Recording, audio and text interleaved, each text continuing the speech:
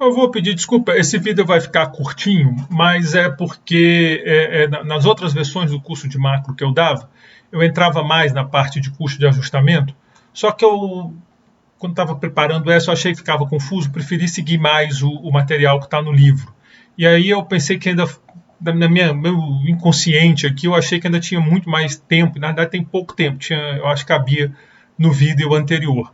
Mas tudo bem, também não é o fim do mundo, é só um vídeo a mais, o espaço do YouTube não vai reclamar e tal, então também não é um problema, tá? Mas só para explicar por que vai ficar meio gaiato aqui. Mas vamos lá. Modelo do acelerador flexível.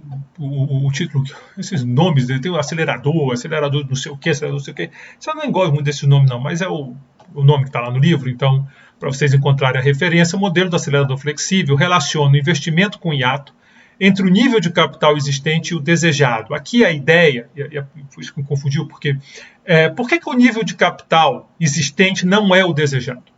O que faz com que a firma trabalhe com um nível de capital diferente do desejado, né? Porque quando a gente fez aquele nosso modelinho, deixa eu voltar aqui, esse aqui, por exemplo, não fica claro por que a firma não contrata exatamente esse CAI, e contrata exatamente o capital que ela deseja. Aí vem, o que diferencia o nível de capital existente do desejado é o que se chama de custo de ajustamento. Quando eu falei para vocês, falei do alto forno e tal, é a ideia de que ajustar o estoque de capital é um processo custoso e que muitas vezes exige tempo. Você não consegue ajustar o estoque de capital de uma hora para outra. Muitas vezes o bem de capital é um bem que tem que ser encomendado, não está na estante, entendeu? Então você tem que encomendar. Por exemplo, você imagina que a Petrobras tem lá a transportadora dela, acho que Transpetro, não sei se foi privatizada, mas tinha lá. E eles entendem que tem que aumentar a quantidade de navios. Não dá para ligar lá para o estaleiro e dizer, manda um navio aí para mim amanhã. Não é assim que funciona. Você contrata quase que o projeto, né, de fazer o navio para atender a Petrobras. E isso demora um tempo. Então, nesse tempo, a Petrobras desejava ter, sei lá, 1.100 navios, mas ela só tem 1.050. Vale o contrário. Vem uma crise, diminui o fluxo de petróleo e a necessidade de navio. Não dá para ela pegar os navios e vender no mercado secundário. Quem quer comprar um navio aqui, eu tenho um petroleiro. Não é bem assim que funciona, né? Quer dizer, até pode existir mercado secundário para capital, mas ele é um mercado muito específico, muito delicado, tem que ser outra empresa. Então, essa dificuldade de ajustar o capital, que vem do que se chama do custo de ajustamento, ela complica um pouco esse modelo que nós trabalhamos. Assim. Então, não no sentido de que ele esteja errado, não, mas ele é um modelo de estoque de capital desejado, esse da maximização do lucro.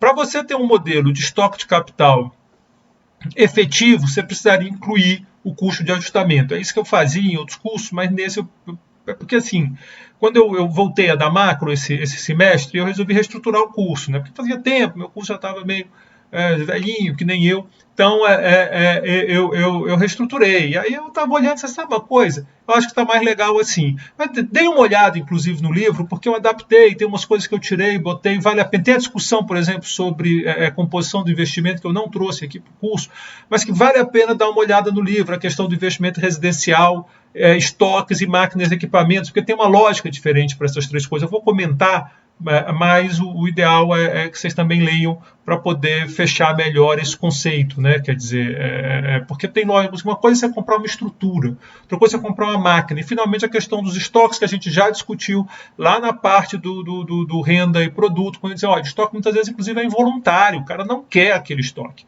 é porque ele não conseguiu vender, e aí fez investimento em estoques. Então, esse modelo, a ideia é relacionar o investimento ao hiato, né, ao gap, a diferença que tem entre o nível de capital existente e o desejado.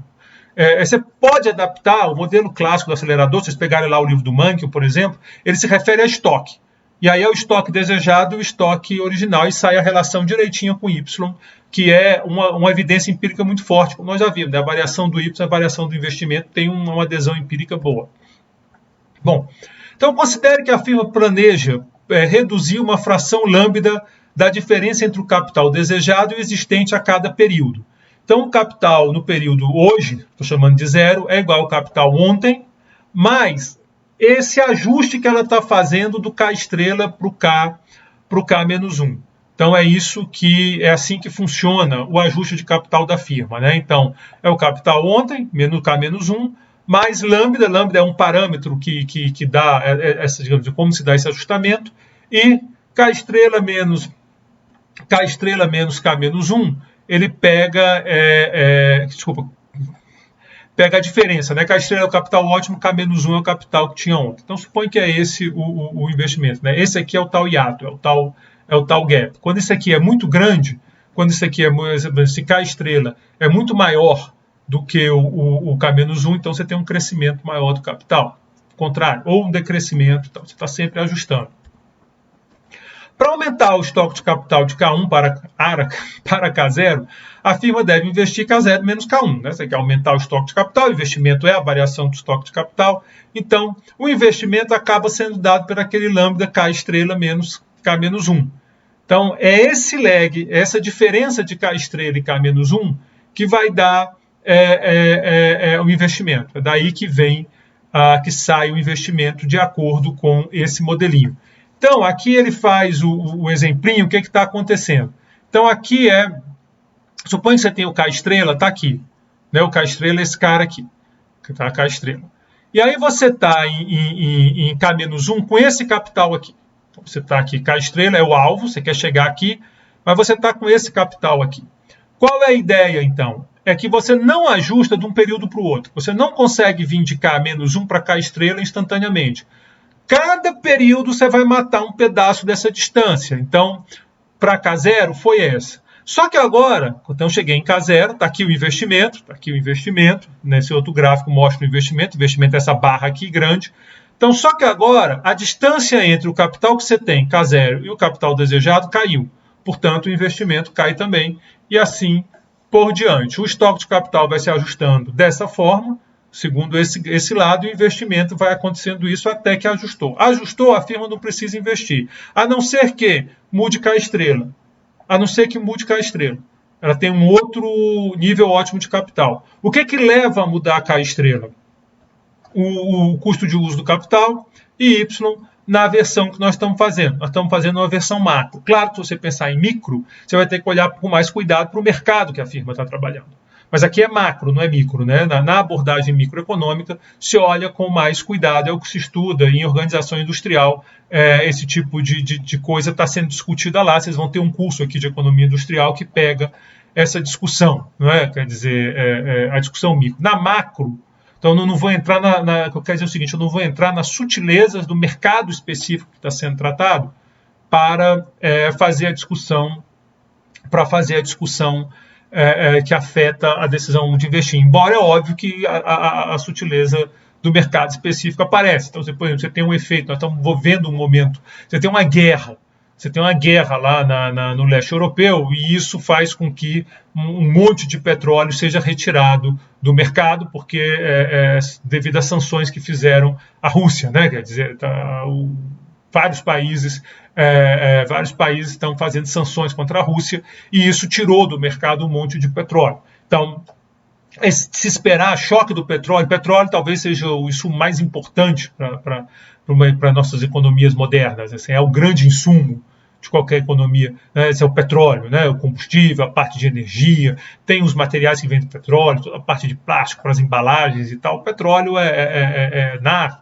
Então, tem muita coisa que vem do petróleo que são insumos importantes para vários setores industriais. Esse choque do petróleo normalmente está associado à recessão. Então, aqui no nosso modelo, K e Y, o K estrela é menor.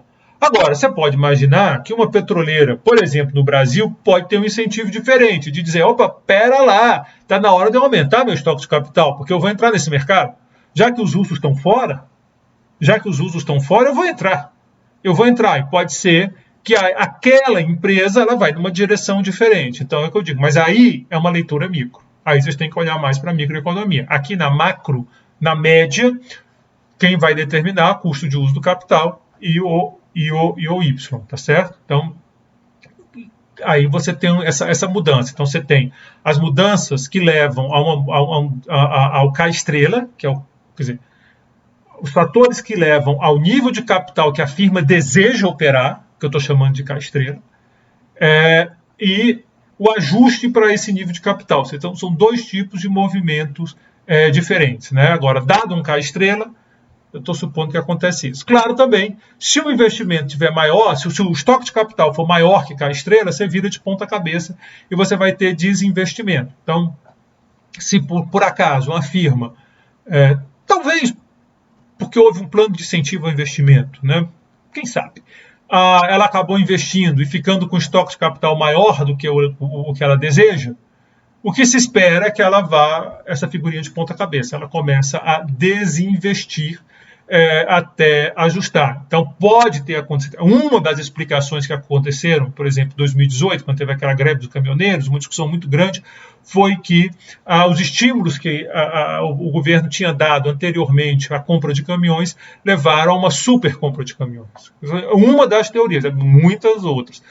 Mas tinha caminhão demais no Brasil porque foi muito estimulado. Então agora isso fez com que o setor sofresse, né? Porque você tem caminhão demais, o frete não sobe, aí sobe o custo, você não consegue compensar. Então está na hora de reduzir o estoque de caminhões e aí você teria então desinvestimento nesse setor. Então essa é a ideia, é assim que se amarra, é assim que é importante pensar em investimento. Uma coisa é o que determina a K-estrela, que é o estoque de capital desejado. É claro, se você tira o custo de ajustamento, o capital vai ser sempre K-estrela, porque você não vai ficar trabalhando fora disso. Então, e aí você pode pensar muito rápido, né? Aumentou o custo de uso do capital. Outra coisa é você pensar nesse ajuste que se dá a nível da firma. Nesse ajuste que se dá a nível da firma, que pode ser mais rápido, ou pode ser mais lento, ou depende aí do setor, depende das características do processo de produção e tudo. Aí você vai saindo da macro e vai entrando na organização industrial. Aliás, é importante registrar que cada vez mais, para você discutir macroeconomia, você tem que olhar um pouco para a organização industrial, porque a conversa está ficando cada vez mais forte, né? Então é importante ter em mente. Bom, para terminar, como eu disse, esse é um vídeo curtinho, esse é o nosso último tópico. Tem uma teoria de investimento que é muito conhecida, muito falada, que é a teoria Q do investimento. Às vezes faz a referência ao Q de Tobin. Tobin é um dos grandes economistas aí do século XX, que tem várias contribuições para a economia, para a macroeconomia, parte de demanda por moeda, mas tem esse Q também que é associado a ele. A ideia do Q de Tobin, esse Q ele é definido como valor de mercado de uma empresa e custo de reposição do capital.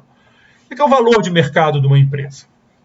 Quanto a empresa vale no mercado. Você vai lá, pega as ações da empresa, vê quanto está valendo, quantas ações a empresa tem, multiplica, você tem o valor de mercado da empresa. O que é o custo de reposição do capital? É quanto custa as máquinas, o capital daquela empresa. Então, você tem, por exemplo, a Petrobras. Qual o valor de mercado da Petrobras? Pega as ações da Petrobras e calcula. Qual é o custo de reposição do capital? Vai lá no balanço da Petrobras para saber quanto vale a estrutura, o capital dela. Quer dizer, se você quiser fazer uma Petrobras igual, com os navios, com as plataformas, quanto você vai gastar? Esse é o custo de reposição do capital. Essa discussão de valor do capital, ela remonta aos anos 50. Quer dizer, antes, mas ela teve muita força nos anos 50. Sempre antes, né? Sempre antes. Você brincar, vai ter um grego lá que levantou essa discussão. A questão é o seguinte: quanto vale uma máquina? O que você pagou por ela? Ponto de interrogação. Ou o valor do que ela vai produzir, obviamente descontado e ajustado, traz valor presente, valor esperado e tal. Quanto é que vale uma máquina? Quer dizer, qual deve ser o valor dessa máquina? Aí você pensa numa situação. Você tem uma coisa que está na moda. Entrou na moda, sei lá. Um sapato aí diferente. Esquisitão. Entrou na moda aquele sapato. E você comprou uma máquina. A máquina só serve para fazer esse sapato. Você comprou a máquina. Você pagou, sei lá, 100 mil reais para fazer esse sapato. Imaginando que ia produzir tantas unidades, ia vender e ia ganhar muito dinheiro com essa máquina. Só que Alguém percebeu que o sapato é horroroso. E, sei lá, algum influencer, algum cara foi lá e disse assim, esse sapato aqui é muito feio. E aí ninguém mais quer o sapato. E tua máquina só serve para fazer esse sapato. Quanto vale essa máquina que você pagou por ela? Ou ela agora vale quase nada porque ela faz um produto que não vale quase nada? Quanto vale o nosso Mané Garrincha, nosso estádio de futebol? Mané Garrincha aqui de Brasília. O que foi pago por ele? Né? Eu lembro que na época falavam mais de 1 bilhão, teve gente que diz quase 2 bilhões. É isso que vale o Mané Garrincha? Ou é o valor que ele vai gerar com os eventos que ele está sediando, que são muito poucos. São muito poucos. Qual é o valor do Mané Garrincha? Então essa discussão, que é antiga, que vem lá de trás, o Kate Tobin meio que tenta resolver dizendo, olha,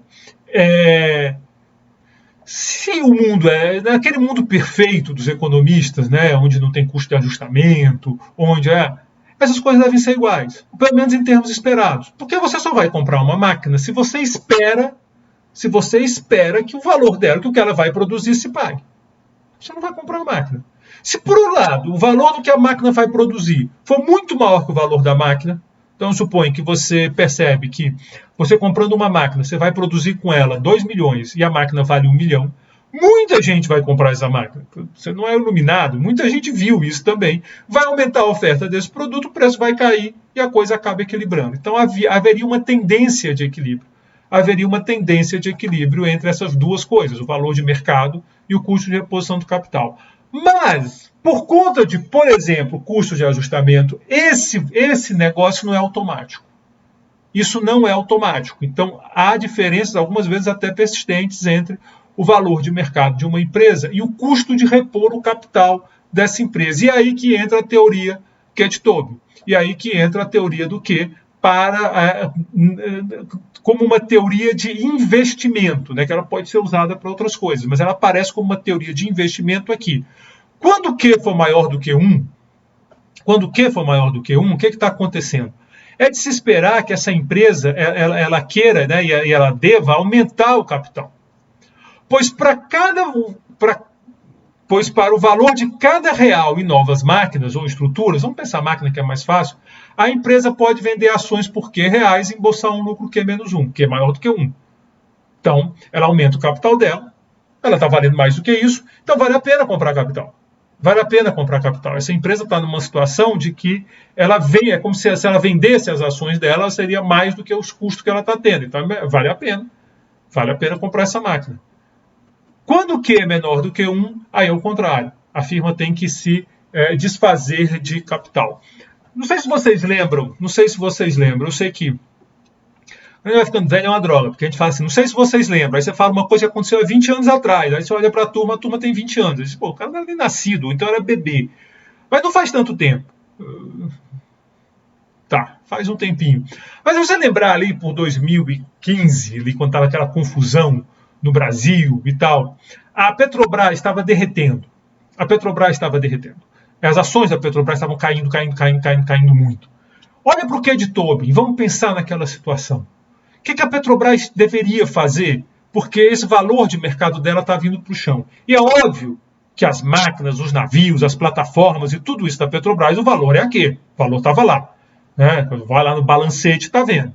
Porque era um problema da Petrobras, não era um problema da Petrobras.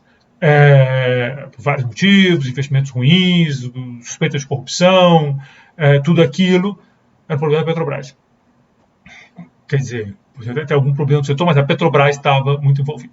Problemas de gestão na empresa, chegou a ser dado exemplo como não se fazer gestão de uma empresa. O que se esperaria da Petrobras? Redução de capital. O que foi que aconteceu? Ainda no governo Dilma. Naquele momento a Dilma troca o presidente da Petrobras, quando entra o novo presidente, que agora estou me esquecendo o nome dele, ele era do Banco do Brasil, acho que é Bendinho o nome dele, o que ele vai fazer? Ele começa a vender ativos, porque é o que se espera da empresa numa situação dessas. Então, a teoria do Q é uma teoria bem prática, porque se encontra esses valores, de novo, o custo de reposição do capital está no balanço da empresa, o valor de mercado de uma empresa está no mercado de ações. E aí te dá uma noção do que vai acontecer com o investimento da empresa. É uma teoria bem de bolso, uma regra de bolso bem legal de utilizar. Também abriu a porta, quando falei disso, para falar de mercado de ações. Quando a gente fala de macroeconomia, Macroeconomia, claro, ela tem uma vida própria. Renda, juros, a gente tem aqui, a gente está falando de macroeconomia o tempo todo. Mas cada vez mais vai ficando difícil não relacionar com o que está acontecendo no mercado de ações. Quando a gente fala da política monetária, se eu penso assim, né, como é que fala? Macro raiz, como o pessoal gosta de dizer hoje em dia, eu estou pensando em produto, emprego, eu estou pensando em inflação. Isso é macro raiz. Mas é impossível não pensar também no que vai acontecer no mercado. O que vai acontecer com o preço das ações? Se o Banco Central jogar agora a taxa de juros lá para cima, o Banco Central disser, olha, a inflação vai ficar fora da meta de novo, eu não vou ser o Banco Central que permitiu 2 anos de inflação na meta, eu vou apertar a política monetária. Então tem toda uma discussão de emprego, renda, de bem macro mesmo. Mas é impossível não levar essa discussão para o mercado financeiro. É impossível não levar essa discussão para o mercado financeiro. Pelo menos assim, se você vai nas redes sociais, você vai numa entrevista, o cara lhe pergunta, por exemplo, o câmbio, a relação do câmbio. Então, há essa conversa entre macro e finanças, até uma área chamada macrofinanças. Nós vimos aqui que para uma empresa é importante ter uma expectativa de inflação, e esse vai ser o nosso próximo vídeo. Então, no próximo vídeo, nós vamos falar, terminamos essa parte de investimento, já disse assim, eu falei demais, por isso que passou, mas foi aqui um erro de cálculo meu, ficou um vídeo curtinho. No próximo a gente fala de mercado de ações, como é que ele entra e fecha, e aí nós encerramos essa unidade. Muito obrigado pela atenção de vocês.